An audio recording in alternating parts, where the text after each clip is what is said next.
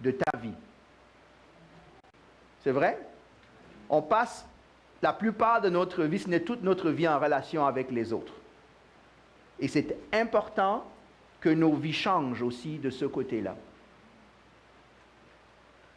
Si on regarde le texte, je sais que ce texte qu'on a lu est souvent lu pour parler de l'amour. Je ne veux pas prêcher sur l'amour en tant que...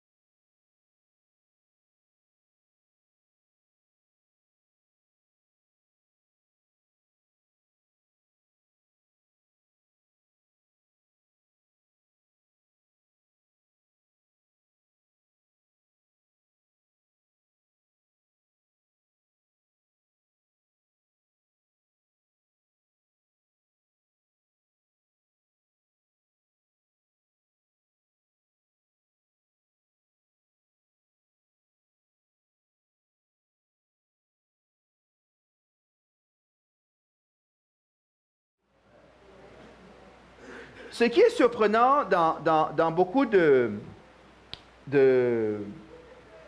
compréhension de Dieu, beaucoup voient Dieu comme étant un être assis sur un trône, sur un nuage, quelque part dans le ciel, tout seul, qui s'ennuie avec une longue barbe qui pousse, mais qui est juste au milieu de nulle part, en relation avec rien du tout, et encore moins avec personne. C'est vrai? Je ne sais pas quelle image vous avez de Dieu quand on parle de la relation.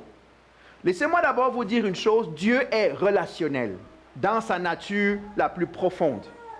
Quand on dit que l'homme est relationnel, c'est parce que ce n'est qu'une copie de ce qui est déjà en Dieu. Dieu est relationnel. Vous allez me dire, mais comment on peut dire que Dieu est relationnel? Il est en relation avec qui? Il est en relation avec lui-même. La Trinité nous apprend que la Trinité est basée sur quoi? Sur la relation entre le Père, le Fils et le Saint-Esprit. Une relation qu'on pourrait qualifier de fusionnelle, au bon sens du terme fusionnel. Quand la Bible nous décrit la création de l'homme, il dit « faisons ».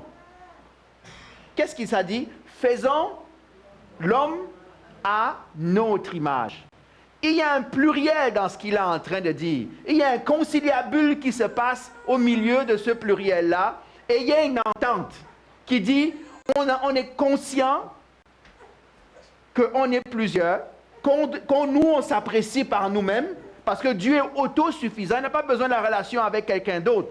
Il est autosuffisant. Mais il a une chose en lui qui est cette relation-là et qui veut aussi que ce soit dans l'homme.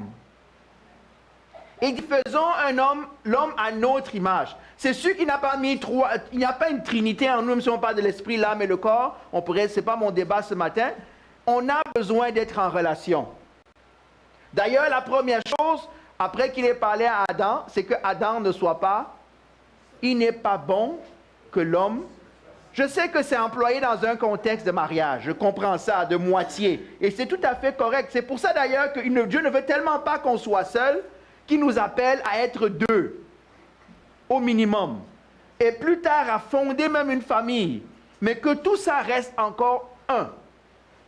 Vous savez, quand on dit qu'on ne comprend pas s'il y a 3 dieux, 2 dieux ou un Dieu, c'est la même chose. Quand Dieu dit que l'homme quittera son père et sa mère et s'attachera à sa femme, ils deviendront comment? Combien? 1. C'est une économie de Dieu qu'on ne comprend pas. C'est une algèbre de Dieu qu'on ne comprend pas. Dieu est relationnel. Écoutez ce que Jésus dit du Père. Le Père est en moi, je suis en lui, il ne fait rien sans me dire, je ne fais rien sans lui dire. On est en accord. Dieu, j'insiste dessus jusqu'à ce que ça rentre. Dieu est d'abord relationnel. Il est relationnel d'abord dans sa propre relation avec lui-même, dans son entité à lui. Et quand il nous crée avec ce besoin-là en nous. Il y en a qui ne veulent personne, mais qui sont seuls. C'est vrai? Il y en a qui peuvent être entourés d'une foule et quand même être seuls. C'est vrai? Donc, ça montre qu'en nous, en l'homme, il y a quelque chose qui nous attire vers l'autre. Il y a quelque chose que l'autre, je ne serai jamais complet quand je n'ai pas un autre ou d'autres personnes autour de moi. C'est pour ça que j'ai besoin d'un corps, j'ai besoin d'une famille, j'ai besoin de fonder une famille. Il y en a que Dieu appelle à ne pas se marier. Ça, c'est un appel divin. C'est une exception à la règle. Ce n'est pas la règle.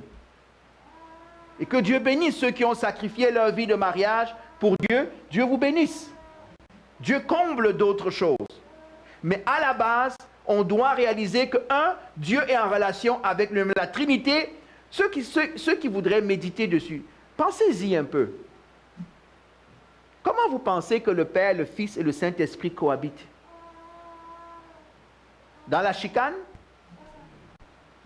Dans la perfection. C'est le modèle de la relation parfaite.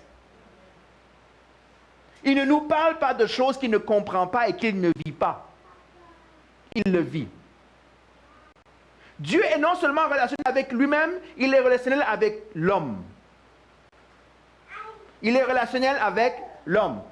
Dès la Genèse, on parle d'un Dieu qui est en relation avec Adam. Mercredi dernier, je pense, on essaie d'ouvrir un peu cette boîte de Pandore-là.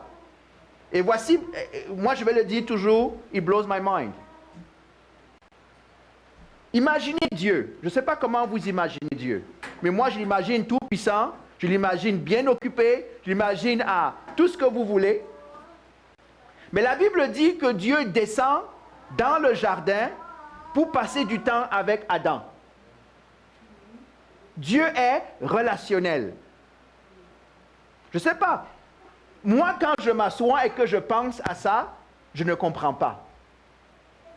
Peut-être parce qu'avec ma pensée finie et imparfaite, le grand, dans mon éducation à moi, le grand ne s'assoit pas avec le petit. Comprenez ce que je veux dire? Amen. C'est pour ça qu'on se sent honoré qu'un oncle, une tante ou une personne célèbre veuille me parler. Et malheureusement, c'est comme ça que certaines de nos relations sont. Moi, je me rappelle d'une famille qui était de passage ici, qui apparaissait à l'église, mais elle est arrivée à l'église, le temps qu'elle soit à l'église, ils ont eu un enfant. Et Patricia et moi, on est allés leur rendre visite. Et pour eux, c'était toute une commotion, comme on dit au Québec. Tout un émoi. Puis je ne comprends pas pourquoi il est tout nerveux, ou tout, je ne sais pas comment dire. Il me dit non, pasteur, tu ne comprends pas. D'où je viens, le pasteur ne rend pas visite à une brebis. Ça veut dire que je dois être tellement important que tu prennes ta voiture, que tu viennes prendre 15, 20, 30 minutes, parce que pour nous, c'est quelque chose qui n'a pas de sens. Je n'ai rien amené, je n'ai rien fait. Juste le fait de dire, je viens te voir, et qu'on vienne. Il dit d'habitude, on va envoyer un leader, un ancien peut-être, ou quelqu'un qui va représenter, mais le pasteur ne se déplace pas. Parce que dans nos cultures, c'est peut-être comme ça. Et ce n'est pas, je ne suis pas en train de jeter une pierre. J'ai le principe, pour nous, de la pyramide. Quand le gars en haut s'intéresse à nous, tout à coup, on se sent hyper important. C'est vrai? Mais imaginez le gars qui est au-dessus de toutes les pyramides. Dieu est intéressé à toi, à moi, à tout homme. Et ce n'est pas une invention. Puisque du livre de la Genèse jusqu'au livre de l'Apocalypse, on voit Dieu qui vient parmi les hommes. Prenez tous les grands livres. Adam. La Bible dit qu'il a tellement apprécié la compagnie d'Enoch qu'il a dit, je ne vais même pas attendre que tu viens me rejoindre tout de suite. Méditez un peu dessus. Avez-vous déjà lu ce... On l'a lu, hein, ceux qui font le défi de lecture, vous avez déjà lu le texte d'Enoch. Est-ce que c'est un verset que vous avez souligné? Que Dieu a tellement pris plaisir en Enoch qu'il l'a enlevé. Enoch ne connaîtra pas ce que voudra dire mourir. C'était renversant. Imaginez ça, que Dieu apprécie tellement la compagnie qu'il dit, viens, on va avoir une meilleure compagnie là-haut. J'aimerais que nous réalisions une chose. Dieu nous sauve pour nous ramener à l'état pré-chute, pour que dès maintenant, on commence à avoir une relation avec lui qui va être dans l'éternité. Dieu est relationnel. Dans la Trinité, on apprend d'autres choses de la relation, des principes de base. Est-ce que vous pensez que le Père, le Fils et le Saint-Esprit sont égaux? Oui? Ils sont égaux. Pensez-vous qu'ils ont le même rôle? Non. Donc, dans la Trinité, on apprend le principe de l'égalité, mais de la différence. On apprend le principe que dans une relation, comme moi, je pense que la femme est l'égale de l'homme. Je n'ai aucun doute là-dessus. Mais je pense qu'il y a des responsabilités différentes. Il y a des rôles différents. Il n'y a pas, parce qu'on a dit à l'un soit à l'autre, ça ne veut pas dire qu'on n'est pas égaux. Ça veut dire que dans la relation, il y a une structure, il y a un ordre. Et dans cet ordre-là, on voit que le Père a un rôle qui est clair, le Fils a un rôle qui est clair, le Saint-Esprit a un rôle qui est clair. Ils sont tous les trois soumis les uns aux autres, en amour et en harmonie. Ça donne déjà quelques leçons, je pense, pour les questions de relation. Il faut qu'on réalise toutes ces choses-là. Et si vos relations sont dysfonctionnelles dans votre vie est dysfonctionnelle. Et d'ailleurs, je pense que c'est une bonne partie de nos batailles, à certains d'entre nous, à apprendre à être en relation avec l'autre. Donc, je voudrais parler de ces principes. Ce matin, je vais me concentrer sur la relation avec Dieu. La relation verticale. Si vous n'avez pas de relation verticale, alors vous êtes un humaniste. Parce que l'humanisme n'a que la relation horizontale. Est-ce que vous me suivez? La relation verticale est la base de toutes les relations. Parce que le modèle de relation, c'est ce que Dieu me donne comme modèle. Beaucoup d'entre nous ont dit, ah, mais Jésus, ce n'est pas une religion, c'est une relation. Mais combien vivent cela? Combien comprennent cela?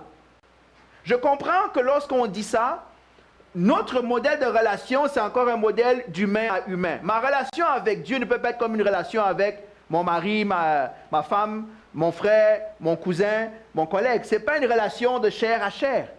Ce n'est pas une relation où mes yeux voient, où mes oreilles entendent. Naturellement, je parle. Donc ma relation avec Dieu va être différente. Elle va être selon les termes de Dieu. Pourquoi vous pensez qu'on a besoin de lire la parole? Pour initier cette relation-là, pour entretenir cette relation-là, pour la nourrir, pour être dans ce dialogue avec Dieu.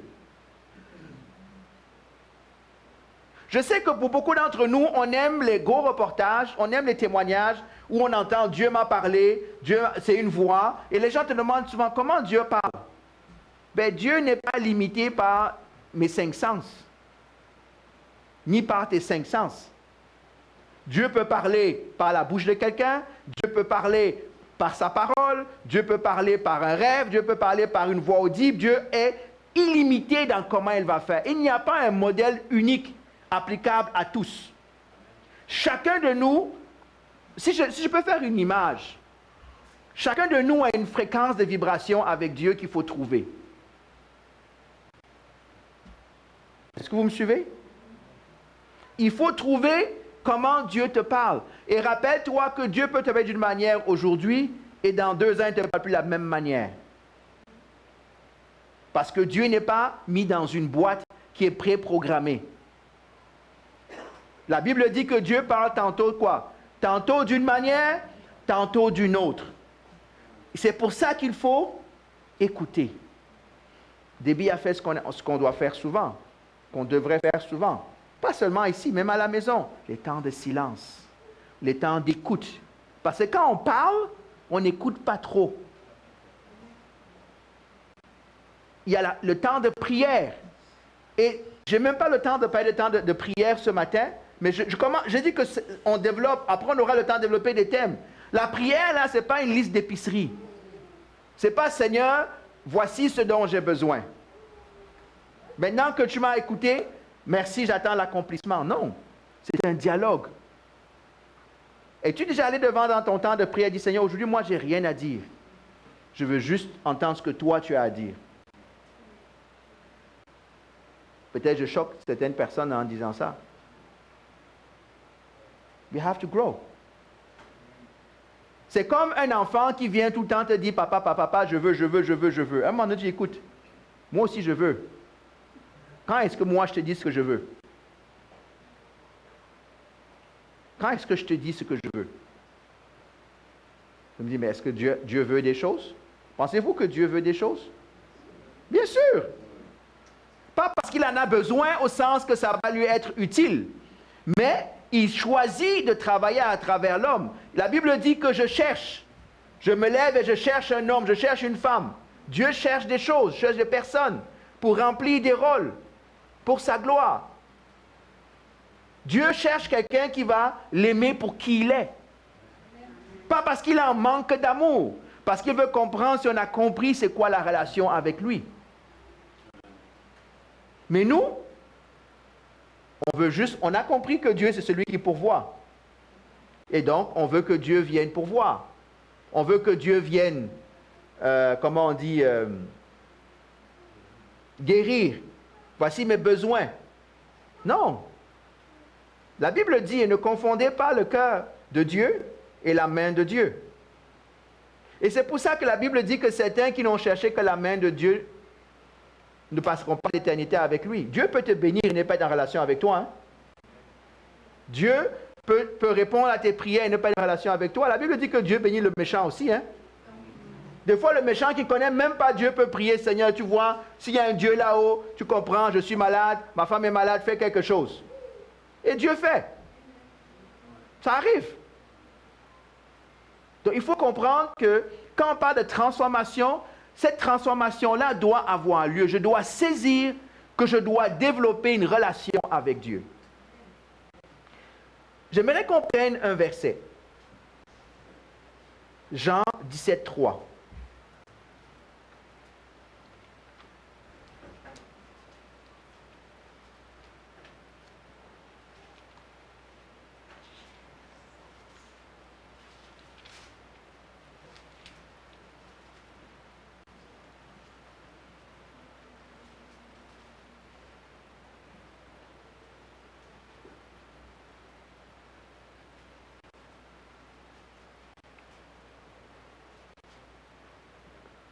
Jean, donc l'évangile de Jean, le chapitre 17 et le verset 3.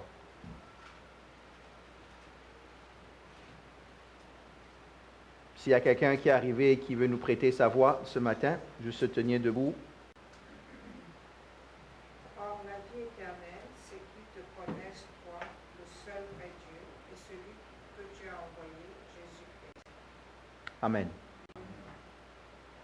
Est-ce que quelqu'un d'autre veut lire, qui a une traduction différente? Vas-y, c'est tout. Or, la vie éternelle, c'est qu'ils te connaissent, toi, le seul vrai Dieu, et celui que tu as envoyé, Jésus-Christ. Amen. Or, qu'est-ce que la vie éternelle? Qu'est-ce que la vie éternelle? Qu'est-ce que ça dit? La vie éternelle, c'est connaître Dieu. Je ne sais pas, peut-être que vous n'avez jamais lu ce verset et le comprendre dans ce que j'essaie de vous dire. La vie éternelle, c'est connaître Dieu. Ce n'est pas pratiquer plein de religiosité, ce n'est pas pratiquer plein de choses, ce n'est pas... Non, la vie éternelle, c'est de connaître Dieu. Parce qu'il dit, c'est connaître le Père et celui que tu as envoyé. Donc, je dois la vie... Comment j'ai l'assurance de ma vie éternelle? Comment j'ai cette assurance de ma vie éternelle? Dans la relation que j'ai avec Dieu. Oui, je fais ma prière du salut.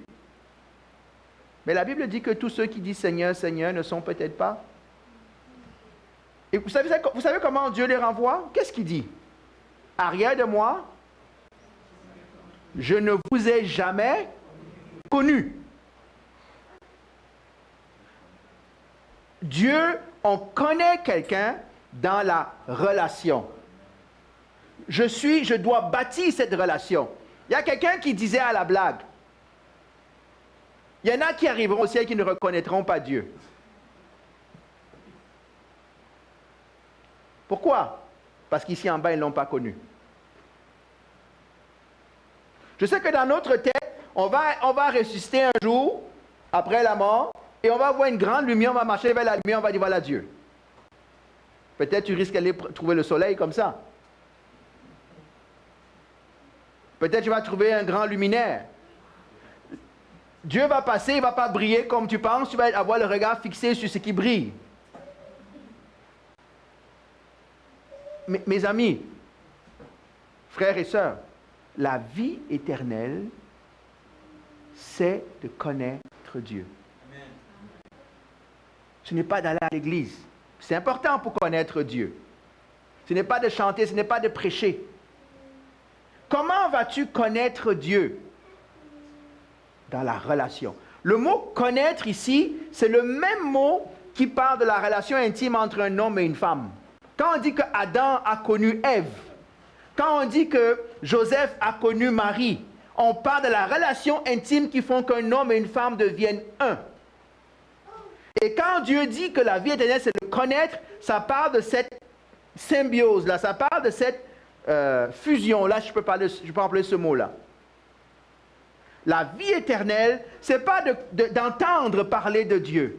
Ce n'est pas de pouvoir épeler le mot Dieu. Ce n'est pas pouvoir citer Jésus. Ce n'est pas une connaissance intellectuelle. Ce n'est pas un savoir. C'est une relation. Pourquoi pensez-vous que j'insiste? Je dis que même dimanche prochain, il faut que je ne prêche pas là. Je voudrais que vous ayez goût dans la parole. Parce que c'est dans la parole de Dieu que vous connaîtrez Dieu, que vous commencerez à le cerner, que vous commencerez à pouvoir entendre sa voix, que vous commencerez à juger, à discerner quelle est la volonté. On a dit qu'il faut se sacrifier, s'offrir. La marche avec Dieu, c'est une marche de discipline.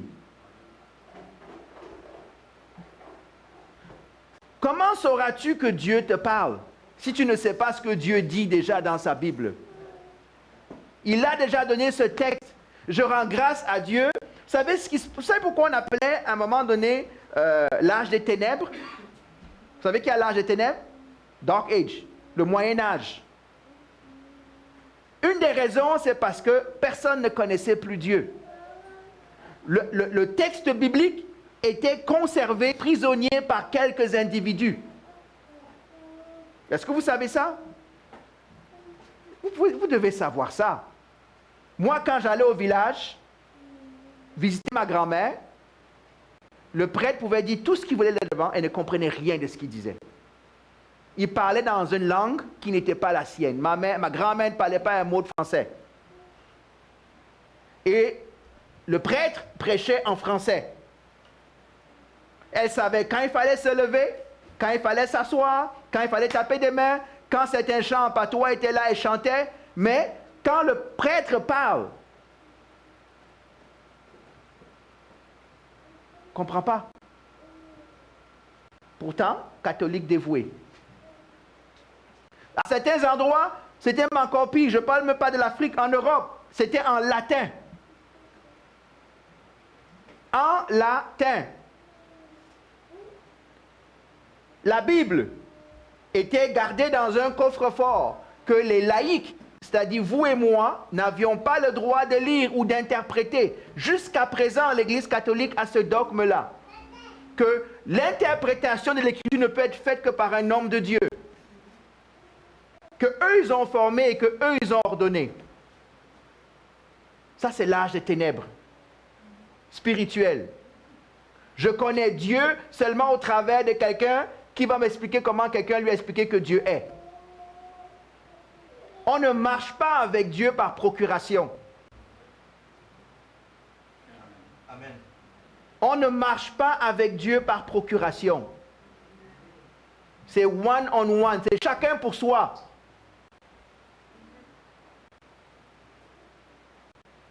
Je ne sais pas si on vous enseignait ces choses-là, mais c'est la base du christianisme. Dieu est un Dieu relationnel. Il veut une relation avec toi, avec moi, que tu sois beau, que tu sois grand, que tu sois petit, que tu sois analphabète, que tu sois illettré, que tu sois anglais, portugais, angolais, camerounais, que tu sois, je ne sais pas, vieux, jeune, quel que soit l'âge, Dieu n'a pas ce problème-là. Il veut une relation avec toi. Il ne veut pas que tu viennes danser autour de lui like a puppet. Il ne cherche pas... Vous savez c'est qui le fou du roi? Vous savez c'est quoi l'expression le fou du roi? Vous ne connaissez pas? Pourtant vous êtes amateur de films de cour. Hein, quand on parle de roi avec sa cour. Le fou du roi, comme le nom le dit, sont les petites personnes qui venaient danser pour amuser le roi. Comme ça, quand le roi s'ennuie, là les danseuses viennent, les acrobates viennent, les personnes de petite taille viennent, et ça fait et le roi se réjouit. Quand le roi est tanné, non. Dieu, on n'est pas les fous du roi. Est-ce que vous comprenez ce que je veux dire maintenant? Amen. Dieu veut cette relation. Il veut cette relation. Je répète, pas parce qu'il en a besoin, parce qu'il y en a qui vont entendre ce que je dis. Ah, quel est ce Dieu-là qui a des manques affectifs au point de venir me déranger? Non, Dieu n'a pas un manque affectif. C'est nous qui avons un manque affectif. Et en chacun de nous, il y a un manque que seul Dieu peut combler. En toi, il y a un manque que ton mari ne pourra pas te donner. Il y a un manque que ta femme ne pourra pas te donner, que tes parents ne pourront pas te donner, que tes collègues ne pourront pas te donner. Encore moins l'alcool, encore moins tout un tas d'autres choses qu'on peut faire pour essayer de compenser. Il y a une place que seul Dieu veut avoir et doit avoir dans ta vie. Et s'il ne l'a pas, je ne parle pas dans ta tête, dans ta relation. Dieu a mis en toi, en moi, en l'homme, la pensée de l'éternité. Il y a une partie éternelle dans l'homme qui crie après Dieu. Je veux rentrer à la maison. Même quand on t'a expliqué pendant 40 ans que tu descends du singe et que tu descends de je ne sais pas qui, il y a ce cri en toi qui dit non, ce n'est pas vrai. Il y a quelque chose. Quand je m'en vais au zoo, je ne suis pas sûr que je vais dire que le singe est mon collègue ou mon ancêtre. Ou je descends de lui ou c'est une autre branche. Non. Il y a en toi, il y a en moi une partie. On expliquait la dernière fois à l'étude biblique, ceux qui étaient là, c'est très intéressant. L'homme est la seule création, tous les autres créatures ont été faites par quoi? Dieu a parlé et ça a existé. L'homme est le seul où Dieu a pris la peine de prendre ses mains et quand Dieu souffle dans l'homme, il met une partie de lui dans l'homme. Je disais il y a 2 semaines, je pense, ceux qui étaient là, vous savez qu'il n'a pas fait ça, même dans les anges? Est-ce que vous savez ça? Non, vous ne comprenez pas ce que ça veut dire. Nous ne saisissons pas. Nous sommes le centre de la création de Dieu. Dieu, quand on dit que Dieu n'est pas mort pour les anges, hein? Il n'y a pas beaucoup d'amen. Même si je sais qu'il y en a parmi nous des fois qui vont adorer les anges. Vous adorez ceux que vous serez en train de juger bientôt. Les anges, la Bible dit, sont des êtres créés au service de Dieu et des hommes. pas à être adoré, pas à être tout ce que vous voulez. La Bible dit que nous jugerons les anges. La Bible dit que l'homme a été fait de peu inférieur à Dieu. Quand tu commences à réfléchir, tu te dis, comme David, qu'est-ce que l'homme? Pour que tu penses à lui. Que tu meurs pour lui. Que tu donnes ta vie pour lui. Que tu brises cette communion parfaite. Vous savez que quand Jésus meurt à la croix, c'est le seul moment de sa vie où il va être séparé temporairement du Père. Le seul moment où Jésus l'appelle pas Père. Allez lire à la croix ce qu'il dit. Qu'est-ce qu'il dit? Mon Dieu, c'est la seule fois dans les Écritures où Jésus va appeler le Père mon Dieu. Il dit, mon Dieu, pourquoi m'as-tu abandonné?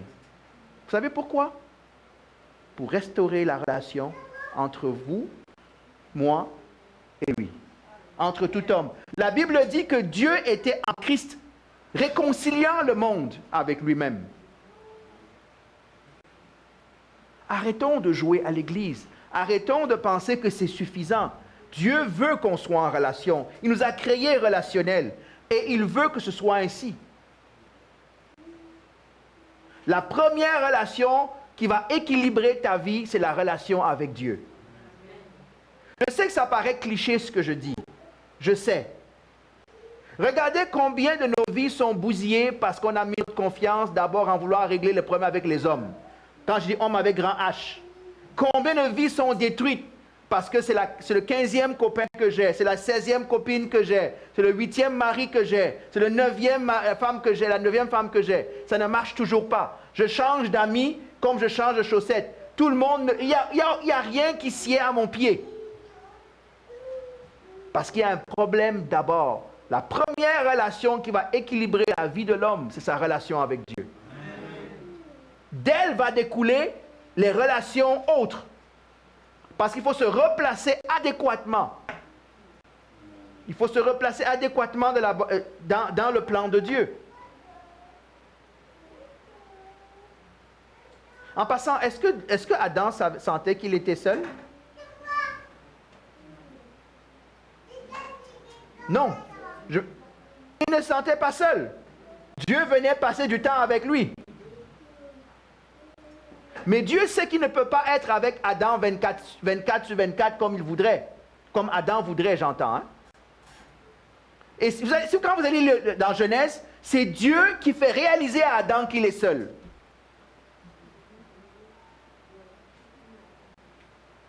C'est vrai? Dieu fait d'abord un diagnostic que même, vous savez, quand tu vas à l'hôpital, tu ne sais même pas que tu es malade. Le médecin sait déjà ce que tu as. Dieu dit, il n'est pas bon que l'homme soit seul. Quand il appelle Adam, est-ce que tu es seul? Adam ne va pas dire, de quoi tu parles? On se voit, on a nos rendez-vous tous les jours, je ne sais pas à quelle fréquence ils se voyaient. Moi, je ne m'ennuie pas. Mais Dieu dit non. Et il va donc provoquer ce besoin-là en amenant les animaux devant Adam, pour qu'Adam se rende compte que il y a un mâle et une femelle. Et là, tout à coup, Adam dit, OK, Dieu, OK, je t'aime là, mais là, pourquoi je suis différent en bon québécois, là, de eux autres, là? Parce qu'il y a quelque chose. Je répète, je finis ce matin. J'espère que j'étais clair. Dieu désire. Pourquoi? Quels sont les principes de la relation avec Dieu? Dieu désire cette relation-là. Il nous a créés pour avoir cette relation-là.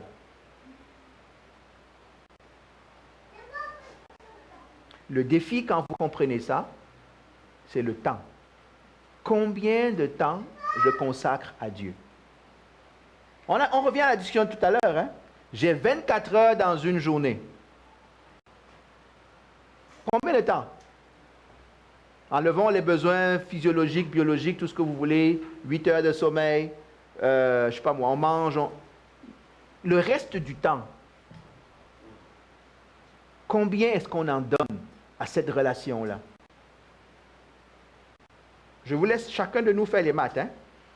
Et vous me direz si 5 minutes de temps en temps fait une relation qui est solide.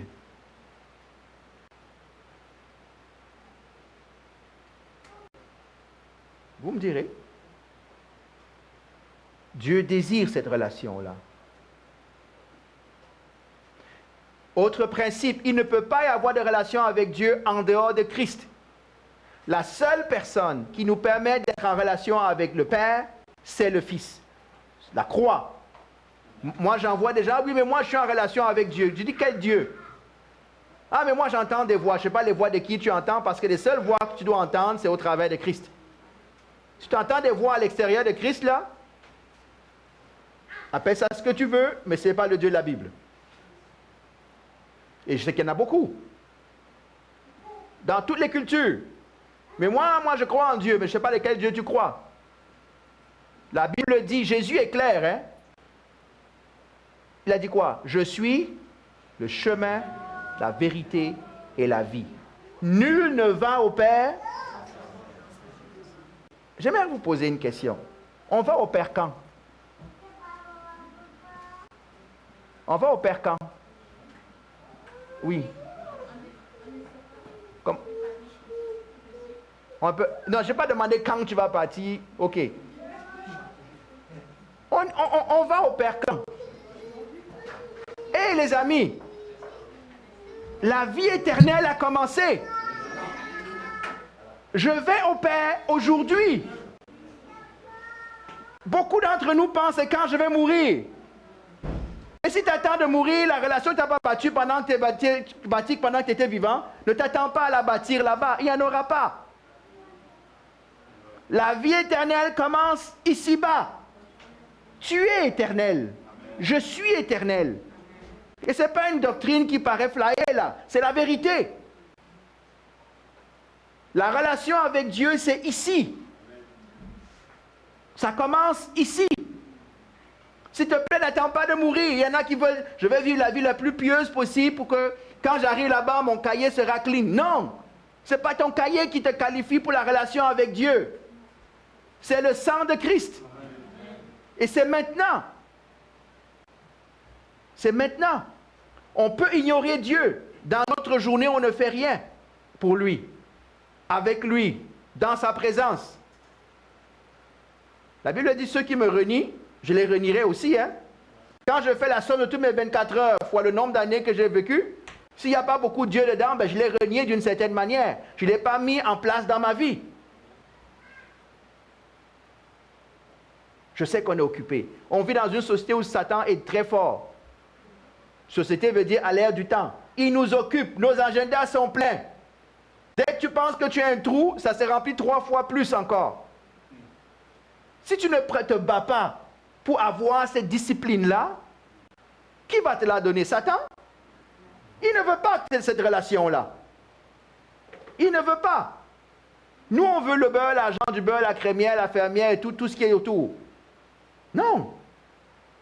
La Bible dit, et j'ai même plus le temps de prêcher, la Bible dit que la vie éternelle appartient aux violents. Hein? Vous savez ce que ça veut dire? Pas prendre des armes et tuer tout le monde là dehors. Ça veut dire que si tu ne te révoltes pas contre toi-même, contre tes habitudes, contre ce qui se passe pour t'assurer d'être dans le bon wagon, ne sois pas surpris.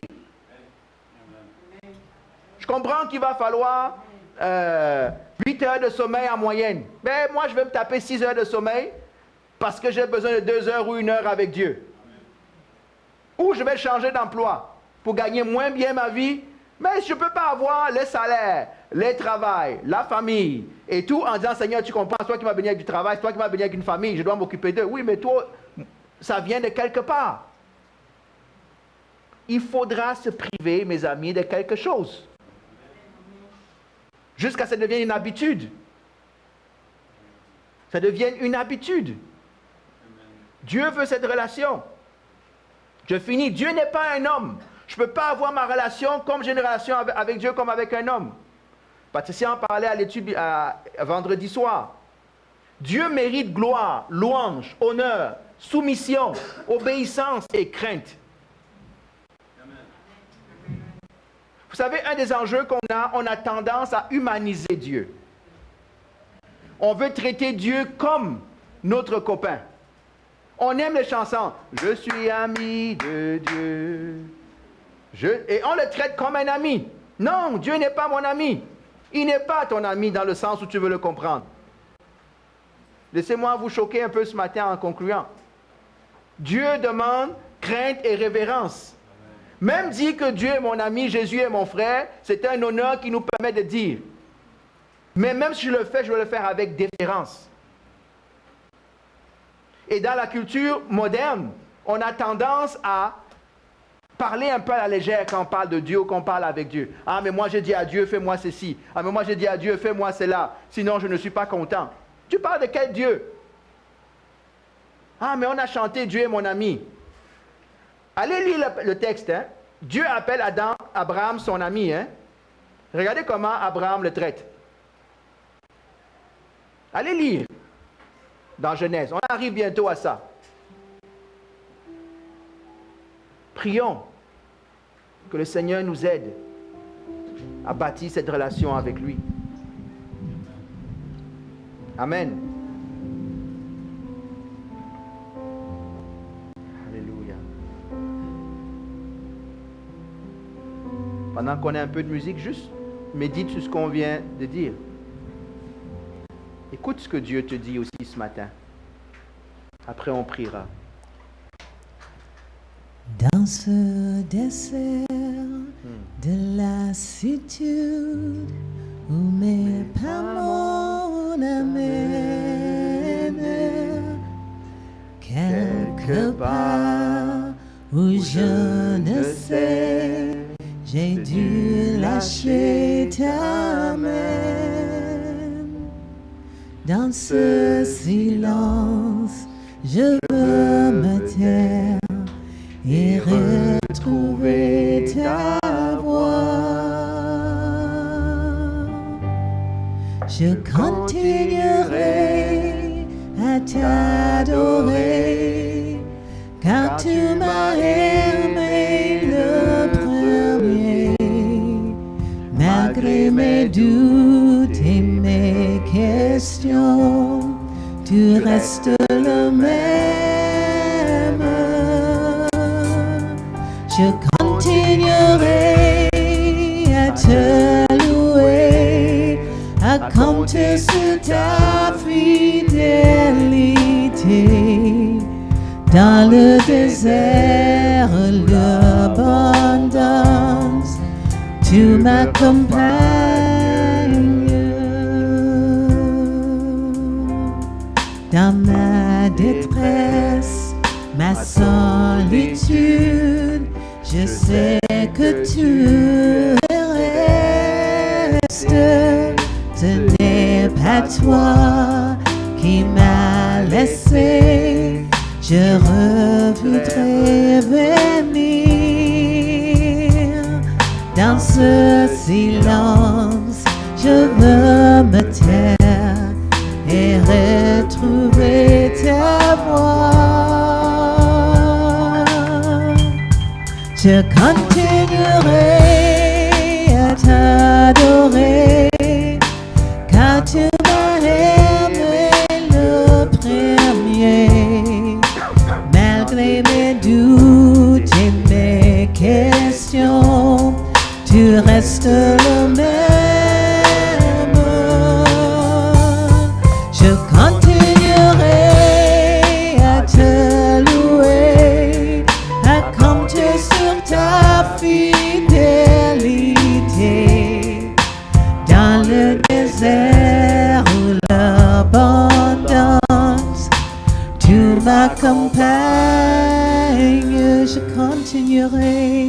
Je continuerai à t'adorer, car tu m'as aimé le premier, malgré mes doutes et mes questions, tu restes le même. Je continuerai à te louer, à compter sur ta fidélité. Dans le désert où l'abondance,